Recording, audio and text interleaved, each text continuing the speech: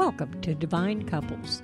Your host, Naomi Slater, will awaken your passion, deepen your intimacy, and invite healing into your relationships, working towards accessing higher levels of consciousness in all areas of your life. Come with us on this journey to explore and experience your fullest potential. You are listening to Society Bites Radio, social interaction for the mind and soul. Thank you for joining us. I am your host, Naomi Slater, and you have tuned in to Divine Couples, adding intimacy, passion, and healing to your lives. JIWAN KAUR ERYT 500 holds certifications level 1 and 2 with the International Kundalini Yoga Teachers Association, prenatal Kundalini Yoga teacher and teacher trainer. Additionally, she is a notary, minister, certified sound bowl therapist, and Gong Avatar Academy graduate.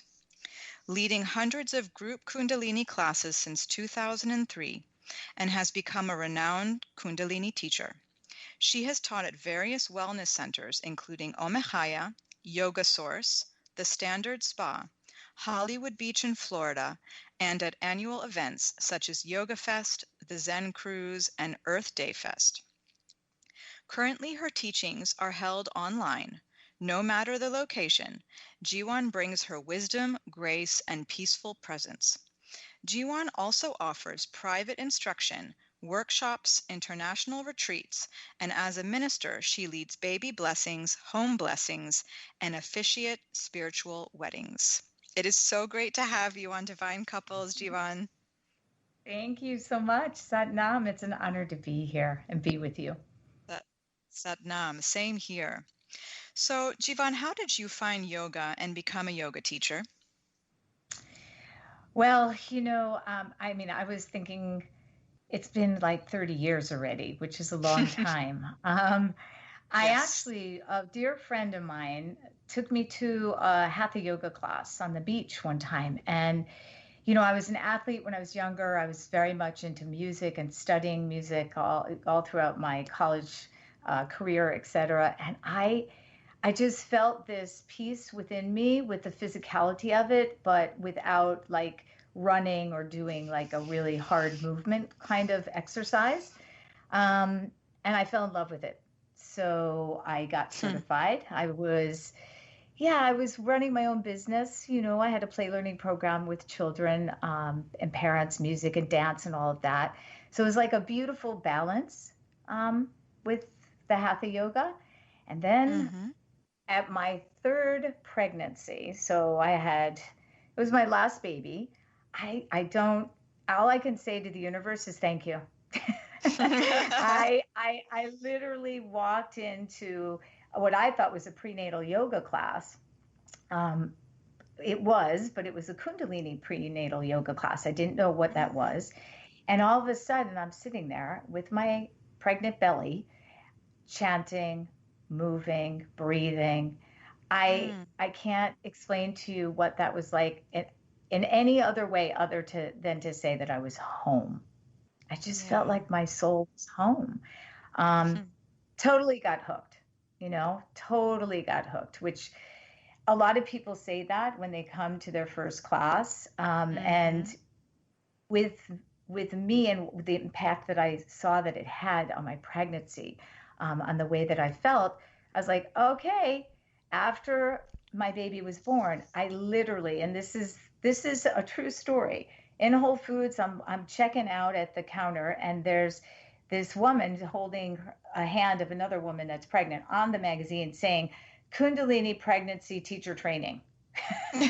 And I'm like, what? And so, and I kid you not, I go home and I'm like, I call a friend of mine who I knew she worked for me for my play learning program, and she was off from school. I was like, can you come to California with me for 2 weeks? She's like, sure. Called them up, said, can I bring my baby? They're like, yeah. And I did, and got certified. Yeah. And then I came back here and did my level 1s, level 2s with the local teachers here in South Florida, the Devas. And never looked back. I actually closed my business, I think about 6-7 months after that. And focused primarily ever since then in teaching this sacred science. So it's now been about, well, my son is 17, almost 18. Wow. Well, you are an incredibly pure channel for this for these teachings.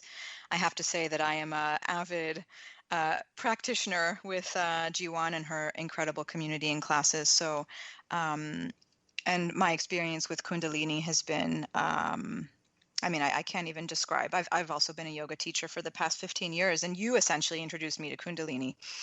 And these practices are so incredibly powerful, and I'm also so incredibly honored and grateful to be a part of your community. So I thank you deeply for that. Thank And you, I mean, I know you've been teaching Kundalini for many years, but you know, you taught Hatha yoga before. What makes Kundalini yoga different from the other yogas? You know, I think the biggest difference is that it's all encompassing. In other words, you know, you've got your breath, you've got your kriyas, which are a series of postures, movement, asanas, and you've got mantra and you've got sound healing as well. It's often, Kundalini has often been called the yoga of awareness. Not to say all yogas create awareness.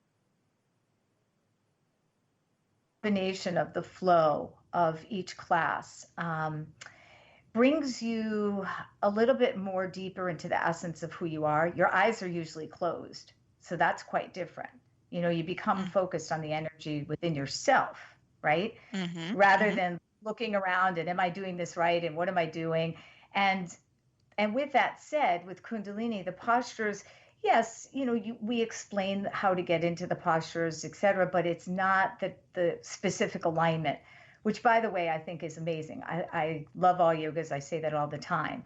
But this particular practice also incorporates what they call bhakti yoga for devotion.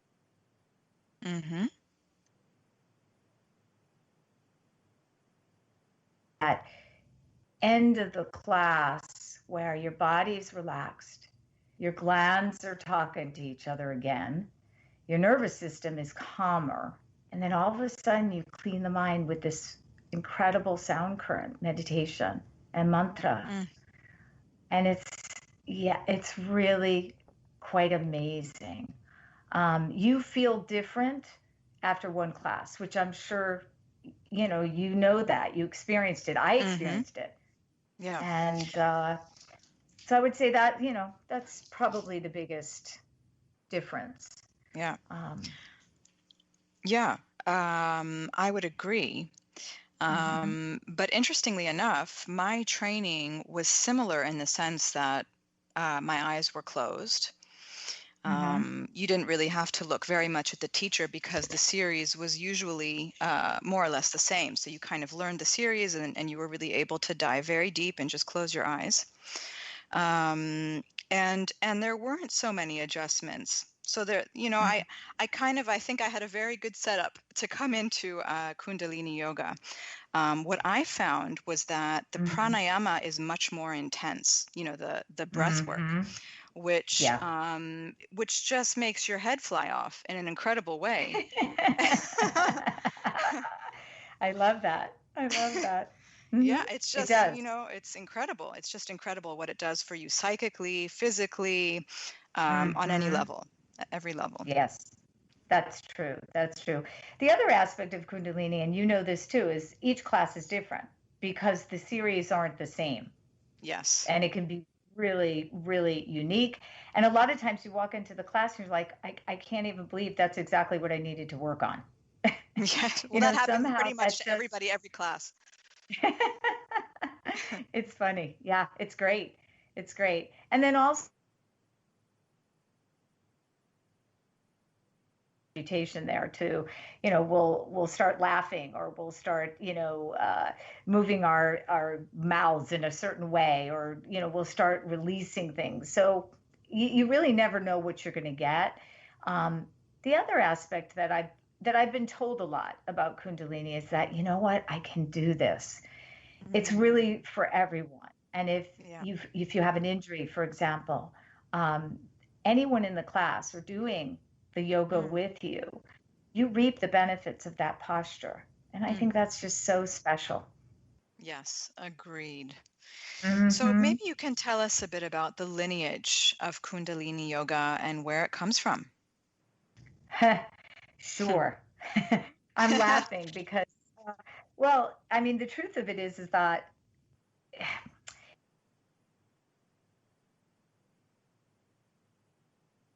they say that it really was taught by masters. They talk about it in the Vedic collection of the writings known as the Upanishads. Now, most of us may or may not have heard of this, but it's written about Kundalini Yoga back then, way back, that students actually really sat and the masters shared their thoughts, their visions, their experiences, their spiritual connections. Um, and there is actually written down Yoga Kundalini Upanishad. So in there is Hatha Yoga, the physical aspect, knowledge. So they're combining all these aspects. And again, the Brahma, the devotion. So they talk about how all these different energies merge through the Shakti, the prana, and the lineage is said that these masters taught it secretly. You had to be chosen. So we wouldn't know this. We wouldn't know Kundalini Yoga had Yogi Bhajan in the 60s not said, okay, you know what? They need this in the West. I'm going over there. I'm going to teach it publicly. Yeah. So, ancient written scriptures about, the energy and where it came from and that, but, the specific people and names and all of that, there's a lot written about it. I would say for us in the West, that's where we became to know Kundalini Yoga because he started teaching it publicly and, certified tens of thousands of teachers. I mean, you've got Kundalini Yoga everywhere, all over the world. Yes. Internationally. Yes, absolutely. Yeah. Absolutely. Yeah. So everybody's talking now about Kundalini energy. How do you awaken Kundalini energy and how can this awakening affect your life? Okay, so, awakening the Kundalini energy, I mean, listen, there's lots of different ways to do that. In Kundalini Yoga, it's done by that energy lies at the base of your spine, right? So imagine that you've got this dormant energy, and through the mixing of prana, which when we breathe, it's life force, and apana, whatever the body needs to eliminate, it starts to churn, and you access it through, in Kundalini Yoga, your postures, your breath, you're pulling the body locks. And then all of a sudden, the gate at the base of the spine opens up.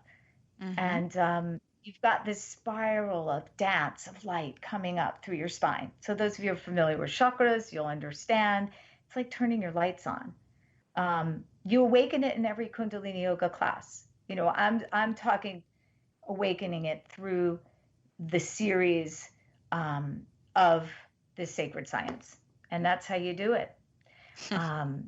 Yeah, it's pretty amazing, and sometimes you can't really put it into words. Like I said, as the apana and prana mix, right? You've got that heat, you've got that energy, that fire. It kind of goes down towards the base of the spine, and then you activate it through your postures. You activate it through pulling Mula Bandh, which is basically a lock. And what I like to say is it opens up the gate at the base of the spine. It opens up the windows. The light comes through. The life force energy. The life force energy, yeah. And as it travels up the spine, you're going to start to activate your higher centers. Okay, yes, pituitary gland, intuition, pineal gland, that balance, that ability to be calm, the glandular system changes, the nervous system changes. And it affects your life on all levels because you're